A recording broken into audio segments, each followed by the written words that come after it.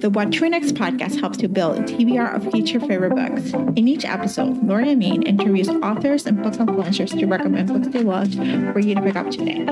If you're an avid reader, always looking for your next great read, then the show. Hi, Carley. Welcome to What to Next podcast.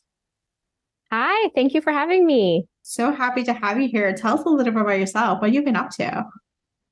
Sure. Yeah.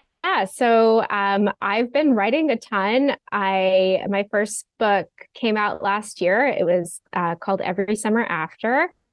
And my next book, which is called Meet Me at the Lake, comes out on May 2nd. And I'm currently working on my third book. So it's so funny because when you are writing your first book, your debut novel, all you're thinking about is this one book and that set of characters in that world. And now it's like, oh, I have all these different people and worlds colliding in my mind. And I'm always afraid I'm going to say the wrong names. I know. It's like, okay, which one's my favorite child? It's probably the one that I'm currently writing. Or which one's my favorite thing? It's probably where I am. Or which one's my problematic child? The one that I'm working on, Yes. There's so many parallels between parenting and writing and publishing. It's so funny. What has been the most surprising thing being in this journey? Because we talked when the debut was about to come out, and now it's been out a year and it has been successful and all the fun stuff, which is great. And then it's like, okay, writing now that I have to write on a deadline and all these different things are new things that you didn't expect about a year ago. Yeah, it was writing the second book was really challenging in the way writing Every Summer After wasn't. I wrote my first book in 4 months. And I was working full time and I'm a parent. So I was just doing it in the early hours of the morning. And Meet Me at the Lake, I was working on like all day, every day. And what I found very difficult, and thankfully I wrote it before Every Summer After came out, or else I think I may have been paralyzed. But I was just full of self-doubt. Like I thought that Every Summer After had been a fluke and I wasn't sure I could do it again. Mm-hmm. And every day I sat down to write the first draft, I was like, I don't know if I can do this. This is no good. This is going to be bad. You're going to disappoint everyone. And so that was a really big hurdle that I kept pushing through. And I'm happy to report that like subsequent drafts were not as painful. But it was a very different writing experience. I really love Meet Me at the Lake. Just an FYI, I read it. I loved it. Thank you. It was just like, I don't know. It was different. It was not what I was expecting, but it was what I needed to hear. So, and sometimes you get in front of that. This is what I need to hear. And not, what your expectations are. It's going to be like the sweeping thing. It's like, no, but I needed this very comforting, this place of like, of feeling feelings and feeling grief and feeling change and thank you so much. I just like had a full body, like I have goosebumps and I have a full body chill right now. That means so much to me. Thank you very much. Yeah. So I think it's, honestly, it's a part of being a writer. It's like embracing the unknown, embracing that every book is going to be, the muse is going to come and it's just going to be like easy to just push to. And other books are just kind of like characters are going to take you to different places and you have to uncover different experiences and still like, embrace that your lived experience is going to be spilled over, in the book. Yes, absolutely. Yeah, it definitely does. And it's my third book that I'm working on now has been, again, a totally different experience with writing. And it's you kind of hope that you'll figure it out as you go along and it will get easier and easier. But I know that is not the case. But the third book has been really, really fun to work on. And it is like, this is still kind of all new to me, but it is really interesting to see how, these worlds that you create and these characters that you hang out with, how some of them come so easily to you, like with Meet Me at the Lake, Fern, who is our main character. I kind of felt like I got her right away. And of course that it takes time to have my idea of her come across properly on the page. but I just felt like I knew her really well from the get-go. Whereas Will, who is the love interest, the hero of the book, he was so difficult to pin down. And there was a while I was writing where I was calling him Slippery Will, because I just couldn't like get my hands around him. But eventually I think I got there. I think you got it. I think in some ways, Will is a difficult person to understand. And Yeah. it's an onion, it's peeling the onions over and over and over and over to see like the real core issue. And Yes. it's and I'm doing things, I'm doing trauma healing right now. So I'm learning that things don't make sense, but there's a core memory that has nothing to do with everything that can impact, the rest of the world. And so I identify with Will in that sense of there's core memories that happen to him that have this ripple effect that the dude are not, on page do not make sense, but in his life does make sense, Yes. Oh, that's so fascinating. And I didn't really understand what his problem was until I had kind of finished the first draft, at least the one that I was working on. Then I would revise it like 6 times before I submit it. But I was sitting with it, and I still wasn't sure I had him quite right. And I had a coffee with a close friend of mine, and we had a very personal conversation about ourselves. And I've known this person for a very long time, and we were talking about stuff we'd never talked about. And she was like, I wonder if one day this will come up in your writing. And I was like, I don't know about that. And then I went home and I thought about it. I went for a run. I was like, oh, I know what Will's problem is. Yeah. And it really helped, unlocking that in my brain really helped me figure him out. Yeah. So we've been talking about Will and Fern, but tell us the elevator pitch. What is the hook about this book? Oh yeah, nobody knows what the heck we're talking about. Sorry, everyone. Sure. So Meet Me at the Lake is about Fern and Will, who meet as strangers when they're in their early 20s. They've just graduated from school, and they have this chance encounter in the city that leads to them spending 24 hours together. And they have a really great connection, and they talk about their lives, and they tell each other secrets, and they talk about, their plans for the future and how they think their lives are going to turn out.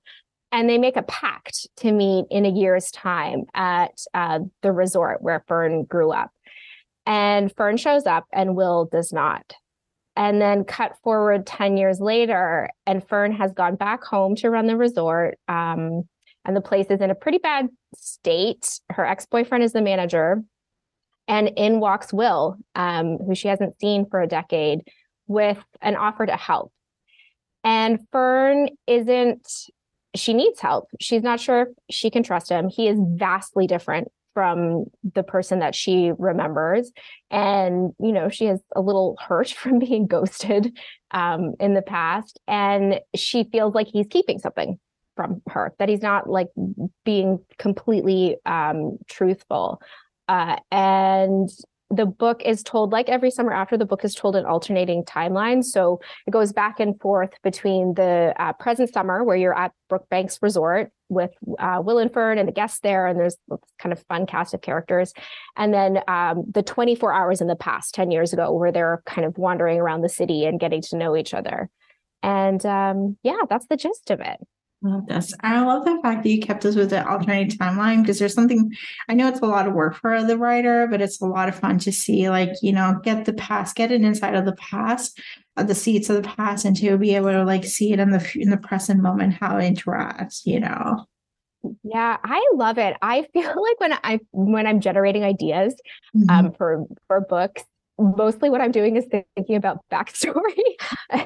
And my editor's like, yeah, that's great, but what is the story? I'm like, yeah, but listen to all these things I know about these characters.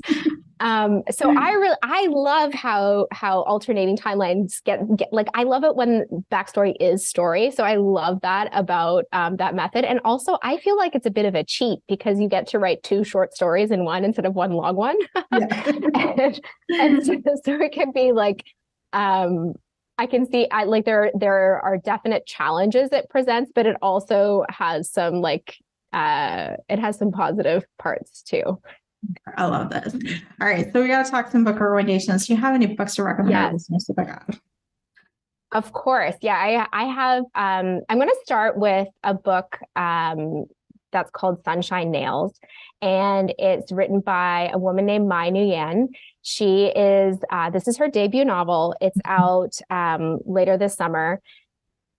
This book blew me away. I feel like as a reader, what I want right now is to feel like I'm on a ride, like I'm picking up this book and I'm going to go on this fun ride, or maybe it's a dark ride, or maybe it's an emotional ride, but I am on a ride with the author. And this is about a mom and pop nail salon that is in Toronto, and the business is not doing so well. And across the street, a chain nail salon, kind of like the Starbucks of nails, opens up shop.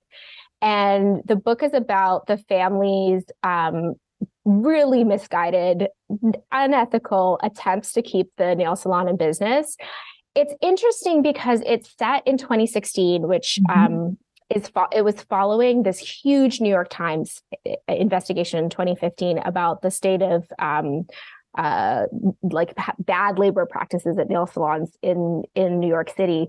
And that really caused a lot of people to kind of a lot of these nail salons are owned by immigrants, and you're like, I don't know if I feel good about supporting these businesses. And people took their nails to these, chain, like everything's like pristine and Instagrammable. And so this nail salon is owned by a Vietnamese family. The parents are immigrants. They have 2 adult children, millennial children. And there's a cousin who has come from Vietnam and is working in the salon. And it's told from all of their perspectives. The book is really short, and each perspective is just so sharp. The writing is brilliant. It has so much to say about the relationship between immigrant parents and their kids who have grown up in the country where that is now home. It has a lot to say about betrayal within families and gentrification. And I can't recommend it enough. It is so great and fun. Oh my gosh. So that's one. I'm adding this. Yeah, sure. I talk about it forever.